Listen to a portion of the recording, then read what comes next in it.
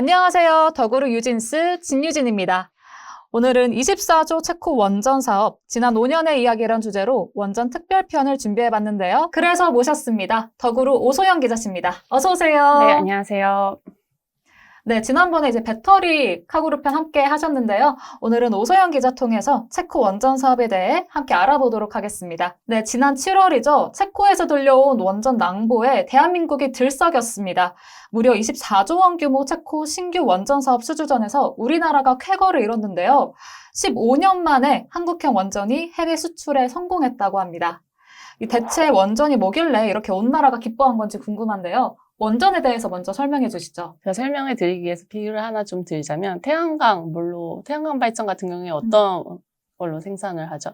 태양열 아닌가요? 네, 맞습니다. 원전 같은 경우에는 핵분열로 생산을 합니다. 그러니까 핵분열로 생성된 에너지를 활용해서 전력을 생산하는 게 원전이라고 보시면 됩니다. 핵분열이 일어났을 때 방출되는 에너지가 상당하기 때문에 네. 이 열을 식히는 데 필요한 냉각제가 당연히 필요하고요. 네. 그리고 핵분열 속도를 제어할 수 있는 감속제가 필요한데 이 냉각제랑 감속제를 어떤 종류로 쓰냐에 따라서 되게 다양한 원전이 있습니다. 그리고 우리나라가 이번에 체코에 수출한 원전은 가압경수로용 원전이라고 보시면 될 것 같아요. 가압경수로용 원전이요? 네.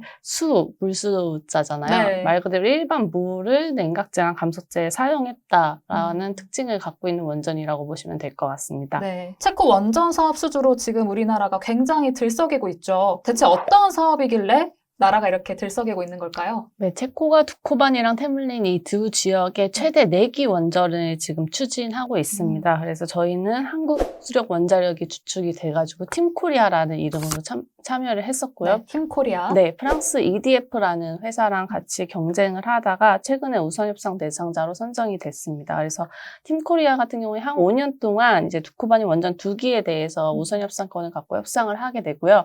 그다음 아직 테물린 원전 같은 경우에 확정이 된 사업은 아니거든요. 네. 그래서 이 부분이 뭐 1기가 될지 2기가 될지 모르겠지만 그게 확정이 되면 그 부분에 대해서도 추가로 협상권을 갖고 하게 됩니다. 그럼 이거는 수주한 걸로 봐도 되는 건가요? 먼저 우선협상 대상자 개념부터 좀 설명을 드리면 우선협상 대상자는 국제적으로 이제 경쟁 입찰을 붙였을 때 가장 좋은 점수를 받은 공급사가 있잖아요. 네. 그 공급사한테 우선적으로 협상권을 주겠다, 독점 협상권을 주겠다 해서 이 우선협상 대상자로 선정이 됐다라고 불리고 있는데요. 큰 이슈가 없는 한 뭐 사실상 수주했다 이렇게 보셔도 될 것 같습니다. 하지만은 방심은 좀 금물이다라는 그렇죠. 말 있잖아요. 네. 여기서도 좀 적용될 수 있을 것 같습니다. 그러니까 과거 한전 같은 경우에 영국의 무어사이드 원전의 우선협상 대상자로 선정이 됐었거든요. 근데 그 사업이 결국 이제 그 발주처의 모회사였던 그 도시바가 경영난에 좀 빠지면서 그리고 좀 뭐 부도난다 이런 이야기가 나오면서 그 사업이 결국 자초가 됐었던 적이 있거든요. 그랬습니까? 네, 뭐 체코 같은 경우에는 뭐 이렇게까지 되지 않을 거다라는 얘기가 많지만 그럼에도 불구하고 향후 공식적인 계약을 체결할 때까지는 좀 더 지켜봐야 한다라는 부분도 있습니다. 네, 과거에는 한전이 이제 관련 사업을 하려다 자초된 사례가 있는데요. 만약에 이번 사업이 계약이 체결이 된다면 총 몇 기가 유력할까요? 일단 2기는 확정적으로 가져온다고 보시면 될 것 같고 아까 말씀드린 테물린까지 한다면 최대 4기입니다. 이게 기당 12조 원으로 지금 추정이 되고 있거든요. 12조 원이요? 네, 그래서 4기 합치면 약 48조 원? 그러니까 40조 원을 훌쩍 뛰어넘는 큰 금액의 사업을 저희가 진행을 하게 됩니다. 왜 이렇게 규모가 큰 건가요?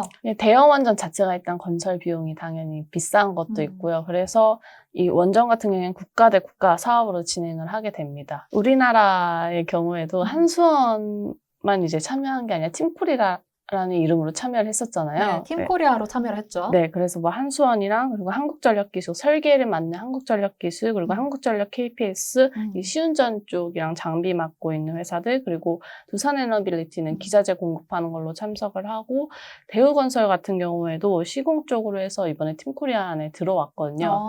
그래서 이번 사업을 수주하게 되면은 당연히 뭐 국가적으로도 되게 좋은 일이지만 원전업계에 종사하고 있는 많은 기업들이 호재를 볼 것이다 이렇게 이야기를 하고 있습니다. 네.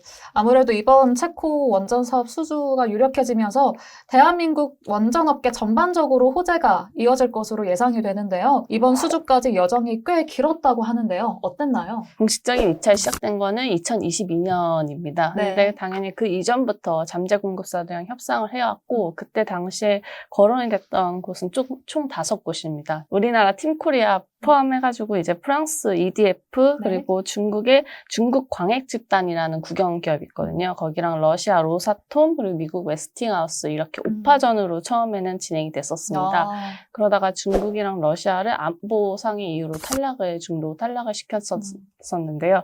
당시 좀 상황을 보면 반러 감정이 굉장히 좀 강했었고 러시아 같은 경우에는 로사톰이 이제 발주처인 체코전력공사로부터 이제 비밀 정보를 입찰에 관한 되게 핵심적인 정보를 빼내왔다 이런 이야기가 있었습니다. 그래서 여러 가지 이유로 러시아를 탈락을 시켰었는데 그 러시아가 사실은 굉장히 유럽에서 원전을 많이 하는 회사거든요. 그래서 그렇죠.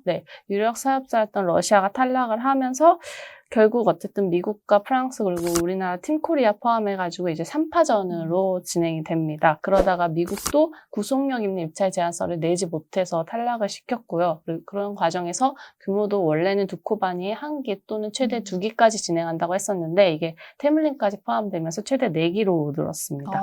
굉장히 과정이 길었는데 이 긴 과정 속에서 우리나라가 공을 굉장히 많이 들였을 것 같습니다. 구체적으로 어떤 노력을 했나요? 체코 원전 사업에 대해서 계속 보고 취재를 했었는데 그때부터 한수원은 굉장히 많은 활동을 했었습니다. 이미 그 이전부터 활동을 하고 있었고요. 그래서 2016년에 체코 사업 담당부서 신설하면서 이듬해에 체코 지역에 이제 글로벌 봉사단도 파견을 하고 그리고 원전 건설지 인근인 트레비치라는 지역에 아이스하키 팀도 후원을 하게 됩니다. 체코가 아시다시피 아이스하키가 굉장히 유명한 스포츠, 인기 스포츠죠. 네, 인기 스포츠여서 이 아이스하키 팀도 후원을 하면서 지역에서 인지도를 꾸준히 높여왔고요. 그리고 2019년에 체코 프라하에 사무소를 개설을 했고 그러면서 좀 더 밀접하게 현지와 소통을 해왔었습니다. 지금 사장인 황조 사장 같은 경우에도 취임 1개월 만인 2022년 9월에 체코를 방문해서 원전 세일즈를 했었었고요.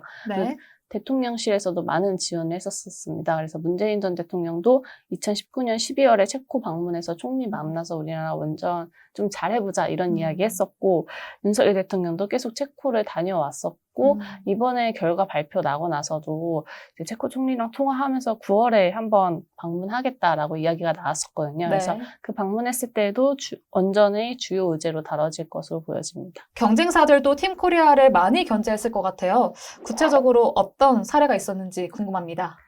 일단 가장 대표적인 게 미국 웨스팅하우스 소송 얘기할 수 있을 것 같습니다. 소송이 있었나요? 네, 지금도 진행 중인 소송인데요. 웨스팅하우스는 이제 체코뿐만이 아니라 폴란드 쪽에서도 저희 나라랑 원전 사업으로 경쟁을 하고 있었거든요. 그래서 당시에는 저희가 폴란드 원전 사업 수주할 거다라는 얘기가 나왔었을 그 시점 무렵부터 소송을 진행했었습니다. 그래서 소송의 핵심 내용 주장을 보면 한수원이 수출하려고 하는 APR-1000이라는 원자로는 미국의 기술 그 라이선스를 바탕으로 개발이 된 거다. 그렇기 때문에 우리의 허가를 받아야 수출할 수 있다. 이게 웨스팅하우스의 주장이거든요. 그래서 이게 지난 1심에서 그 각하 판결을 한번 받았었고 그래서 지금 항소심이 진행 중입니다. 그리고 대항상사 중재원에서 중재 절차도 밟고 있는데 이 부분이 한 2, 3년 가량 더 결과가 나오기까지 시간이 남아있기 때문에 아직은 좀 지켜봐야 하는 부분이 있고 한수원도 이 부분에 대해서 체코 원전 수주전을 진행을 하면서 계속 좀 부담을 안고 있었던 건 사실로 보입니다. 그리고 프랑스 EDF 같은 경우에도 뭐 예전부터 그랬지만 지금도 태클을 걸고 있거든요. 그래서 현지 싱크탱크까지 이제 동원을 해가지고 한수원의 여러 문제점을 지적을 하고 있습니다. 그래서 대표적으로 한수원의 모회사인 한국전력공사가 누적 부채가 얼마나 된다 뭐 이런 이야기 하면서 자기네들 언제든 협상을 재개할 의지가 있다. 체코 정부만 오케이 하면 된다. 이런 얘기를 프랑스 언론 통해서 계속 뿌리고 있기 때문에 이런 견제도 아직은 좀 진행 중이다라고 보면 될 것 같습니다. 일단은 한수원 쪽에서 부담이 좀 작용을 많이 할 텐데 이 부분에 대해서 어떤 답변을 혹시 들은 바가 있으실까요? 네, 일단 소송에 대해서는 저도 여쭤봤었는데 한수원에서 저한테 이제 답변해 준 부분은 그게 큰 탈이 나지 않게 빨리 무리 없이 잘 결론을 짓겠다라는 답변을 줬었고요. 이거에 대해서 다만 좀 업계에서 나오는 얘기는 이 원전 자체가 과연 미국 정부의 허가를 받아야 되는 문제냐 아니면 그냥 신고만 하면 승인을 내주는 형태냐라는 이야기가 있습니다. 그러니까 체코한테 수출하려는 저희 APR 같은 경우에는 신고하고 허가만 받으면 된다. 이런 이야기가 있거든요. 그러니까 신고하면 된다. 그러면 이제 당연히 허가 승인은 나오는 거다. 이런 이야기 있거든요. 그래서 웨스팅하우스랑은 어떻게 보면 좀 주장이 다른 상황이고 뭐 이러한 부분이 좀 잘 반영이 된다면 문제없이 수출을 할 수 있지 않을까 싶습니다. 네, 미국을 포함한 프랑스까지 이제 견제가 끊이지 않고 있는데요. 이 경쟁사들의 견제를 제치고 팀 코리아가 수주할 수 있었던 이유는 무엇일까요?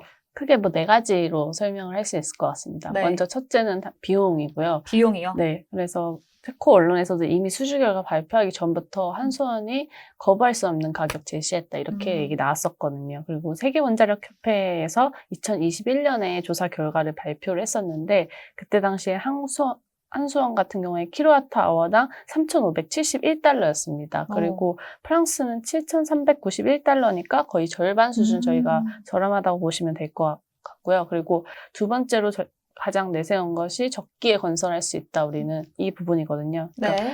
우리나라 같은 경우에는 아랍에미리트에 아라카 원전을 지었습니다. 이게 네. 중동 최초의 원전이고 사막이라는 좀 극한 환경에서 지었는데도 적기에 건설을 해냈다. 이 부분을 강조하고 있고 이 부분이 사실 EDF랑 가장 차별화되는 포인트 중에 하나입니다. EDF도 유럽에서 많이 원전을 짓고 있지만 영국에 있는 원전 같은 경우에 완공 일정이 4년 연기돼가지고 2029년에나 완공이 된다고 하고 있거든요. 네. 그래서 그만큼 저희가 좀 빨리 건설하는 걸 잘하고 있다라고 보시면 될 것 같고 그리고 세 번째로는 체코 기업들이랑 협력한다. 이 부분도 되게 강조했었습니다. 팀코리아가 이제 수주 결과 앞두고 체코 유력 일간지통에서 광고했을 때도 이 부분을 강조를 하면서 체코 기업과 76건의 원전 사업 협력에 관한 MOU를 체결했다라고 발표를 했었고요.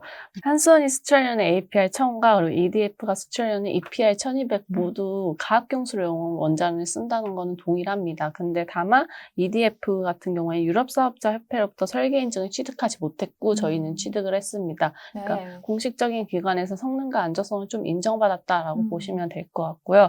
그리고 안정성 측면에서도 APR 1000이 좀 더 발전돼 있다라고 볼 수 있는데요. 사고 시에 냉각수를 자동으로 주입하는 게 중요합니다. 왜냐하면 열이 갑자기 올라서 원자로가 녹는 그런 현상을 발생시키지 않으려면 냉각수가 빠르게 주입이 돼야 되는데 이걸 자동으로 할 수 있는 게 EPR 1000이고 EPR 1200은 이걸 그렇게 할 수가 없습니다. 그래서 이런 부분도 기술적인 부분도 체코 원전 수주에 좀 요인이지 않았나라고 보여집니다. 이렇게 지금 우선 협상 대상자가 팀 코리아로 선정이 됐지만요. 끝날 때까지는 끝난 게 아니겠죠. 수주 이후에는 향후 어떤 과정이 남아있나요? 일단 내년 3월에 이제 계약 체결을 목표로 해서 협상을 진행 중이고요. 그래서 팀코리아 내부에 TF팀을 꾸려가지고 지금 체코를 날아가서 발주처를 만나고 그래서 협상을 진행 중입니다. 그래서 3월까지 협상을 진행하고 공식 계약이 체결이 되면 원전 건설이 이제 시작이 되는데요. 그래서 네. 오늘 2029년에 착공에 들어가서 2036년 상업운전하는 걸 목표로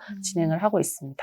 네, 이렇게 오늘 오소영 기자와 함께 팀 코리아의 체코 원전 사업 수주 쾌거에 대해 알아봤습니다. 많은 국민이 궁금해하시고 앞으로도 관심 있게 지켜보실 국가적 사업인 만큼 순조롭게 잘 진행되길 바랍니다. 오늘 함께 해주신 오소영 기자 고맙습니다. 감사합니다. 저희 더구루 홈페이지에서요, 체코라고 검색하시면 굉장히 많은 취재 기사가 나오니까요.